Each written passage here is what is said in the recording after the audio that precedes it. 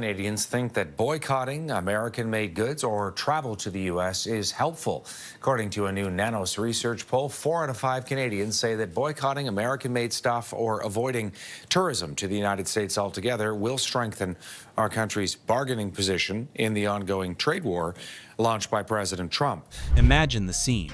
It's a brisk October afternoon in Toronto, the CN Tower piercing a sky streaked with autumn clouds, and the Empire Club of Canada is packed with suits, business execs, diplomats, and a smattering of curious journalists nursing coffees that cost more than a Detroit Coney Island dog. Enter Gretchen Whitmer, Michigan's sharp-tongued governor, striding to the podium like she's about to drop a puck at a Red Wings game. But instead of rallying for a power play, she unleashes a verbal broadside at the man in the Oval Office, Donald J. Trump. "We're shooting ourselves in the foot with a chaotic national tariff policy," she declares, her voice steady but laced with that Midwestern fire. The crowd, mostly Canadians, nursing grudges over 50% steel duties, erupts in knowing nods and applause. This isn't just a speech. It's a declaration of economic independence from Washington, a border state boss calling out the trade warrior who's turned the Great Lakes into a geopolitical fault line.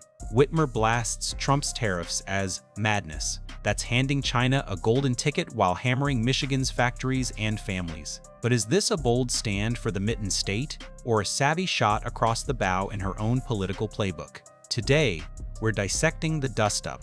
Whitmer's Canadian cri de coeur versus Trump's tariff tempest. Michigan versus the MAGA machine, who comes out swinging and who gets sidelined in the scrum. To grasp the grit in this grudge match, let's spool back to the frosty February dawn of 2025, when Trump, 2 weeks into his second term, dusted off his old Section 2032 playbook and cranked the heat on steel and aluminum imports. No exemptions this time. Not for Canada, Mexico, or even the UK, which clings to a measly 25% carve-out after some last-minute horse trading. Steel jumps to 25%, aluminum matches it, and by June, Trump doubles down to 50% across the board, expanding the hit list to 407 product categories that snake through everything from engine blocks to beer cans. It's billed as national security, protecting American mills from unfair floods of cheap metal. But insiders know it's vintage. Trump, leverage for deals, punishment for perceived slights, and a nod to Rust Belt voters who flipped Pennsylvania and Wisconsin his way. Michigan, the beating heart of North American autos, feels the jolt like a V8 backfiring. The state ships $100 billion in goods across the Detroit-Windsor Tunnel annually, with Canada gobbling up 30% of its exports. Tariffs spike costs for parts from Ontario's Magna or Quebec smelters, forcing GM and Ford to hike prices on F-150s and Silverados by $1,200 a pop. University of Michigan economists forecast 2,300 auto jobs vaporized by year's end, part of a broader 9,000 manufacturing bleed through 2026. Consumers? They're shelling out an extra $1,300 per household in tariff taxes, per Tax Foundation tallies, fueling inflation that's already gnawing at grocery bills and gas pumps. Whitmer's no stranger to this rodeo. She's been dodging Trump's jabs since 2019, when he floated, locking her up after a kidnapping plot tied to his fringes nearly took her out. But as governor, she's played the pragmatist, inking EV battery deals with Ontario and pushing Build Up Michigan to lure green jobs. Her Toronto takedown on October 1 isn't impulsive, it's calibrated theater. Speaking to the Empire Club, she paints a vivid portrait of tariff fallout. "I've sat with the president and told him straight, when we say no to Canada, we're saying yes to China." She rolls out the receipts. 60% of Americans think Trump's gone too far, per recent polls. 6 in 10 Canadians now distrust the US, a trust nosedive steeper than the loony slide. Whitmer sympathizes with her hosts, calling the insults from DC unwise, unnecessary, and unjustified, a diplomatic gut punch that lands like a slapshot. She touts the generational bonds, hockey rivalries, shared Great Lakes, family ties across the border, built over centuries, now fraying under capricious duties that ignore the USMCA. Trump himself championed. "It's not all fire and brimstone," she praises the existing pact, and hints at renegotiation over retaliation, positioning herself as the adult in the room. 53% of businesses see the tariffs as a wrecking ball, with auto suppliers scrambling to stockpile Canadian parts before costs balloon further. Whitmer's message: tariffs aren't just bad math, they're bad manners, eroding alliances when Beijing's lurking with open checkbooks for rare earths and supply chains. From the White House, Trump's response is pure playbook, deflection dialed to 11. Hours after Whitmer's speech leaks via clips on X, he fires off a Truth Social screed.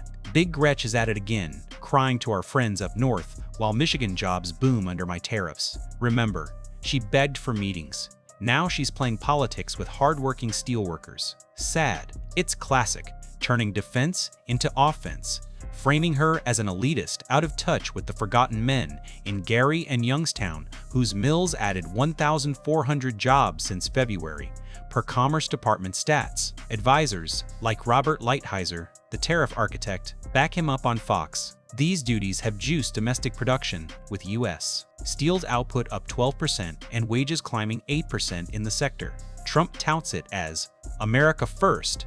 Genius, closing loopholes exploited by China, rerouting metal through Vietnam, securing the homeland from everything to hypersonic missiles to EV batteries. But the spin skips the boomerang. Michigan's integrated auto chain means higher input costs ripple to U.S. plants, idling shifts at Stellantis in Windsor and Ford in Dearborn. Critics like the Peterson Institute tally a net loss, 75,000 manufacturing jobs nationwide at risk from retaliation, with Michigan's border exposure amplifying the pain.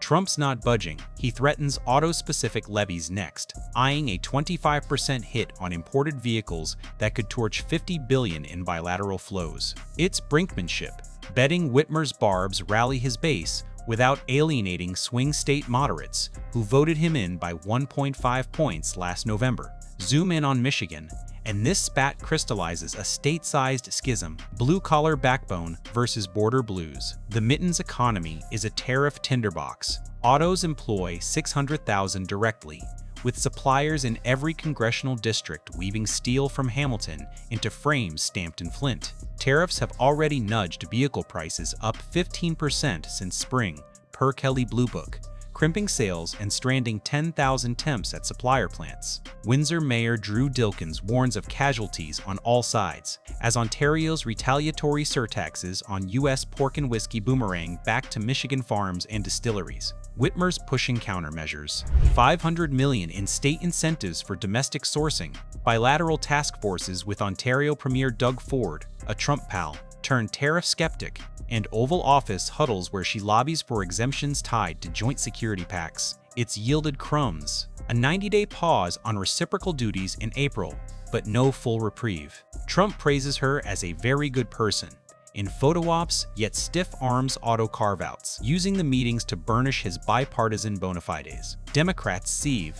Party insiders whisper her measured. April D.C. speech, empathizing with Trump's motivation on fair trade, tanked her 2028 buzz, painting her as too cozy. Neville Chamberlain Whitmer, one Pod Save America listener, snarks on Reddit, echoing frustrations over her bridge building amid Trump's chaos. Yet in Michigan, her approval hovers at 55%, buoyed by union nods for calling out the triple whammy of higher costs, fewer jobs, and wild uncertainty. Republicans like House Speaker Matt Hall counter with ads touting tariff booms in steel towns, but polls show 58% of Michiganders fear recession from the trade war, per Epic MRA, peering past the podium dust. This Whitmer-Trump tango could tango toward truce or total meltdown. Optimists spy silver linings. Her Toronto trip sparks a mini-summit with Carney and Ford, hashing a lakeside accord for tariff buffers on critical minerals. Lithium from Quebec for Michigan's battery boom. Models suggest exemptions could salvage 1,500 jobs and shave 4.5% off state inflation by Q2 2026. Trump's eyeing midterms, where Michigan's 15 electoral votes loom large. A deal on USMCA tweaks, dairy access for border breaks, might let him claim victory without looking weak. Pessimists? They flag the appellate body void at the WTO, where Canada's March filing lingers unresolved, inviting endless appeals and escalations. If auto tariffs drop by November, expect plant closures in Sterling Heights and mass layoffs, turbocharging Whitmer's lame duck fury into a full-throated campaign against GOP protectionism. Broader echoes? Europe's probing U.S. duties, Mexico's corn retaliations spike U.S. food prices, and China's hoovering diverted steel, grabbing 20% more global share since January. For Michigan, diversification beckons, $2 billion in Asian EV pacts, green steel pilots in Marquette. But it can't outrun the immediate hurt, Sierra Club warns of dirtier air from idled clean tech shifts, while families brace for 800 holiday hikes on appliances. In the end, Whitmer's Canadian cannonade isn't just blasts, it's a blueprint for battle, pitting Michigan's pragmatic punch against Trump's tariff thunder. She's no destroyer of deals, but a defender of the daily grind, reminding D.C. that borders blur when engines roar and families commute across them. Trump may crow about wins, but the real scoreboard? Empty assembly lines and pricier plates don't tweet back. This isn't Michigan versus Trump, it's Main Street versus Mar-a-Lago, and the fans in the stands are paying attention. As the leaves turn and the tunnel hums with uneasy traffic, one bet's safe, the fight's far from final. Who's got the edge? Gretchen's grit or Don's deal-making? Sound off below, share your takes, and let's keep the border banter alive. Thanks for riding shotgun. Catch you on the next lap. Drive safe, trade smart.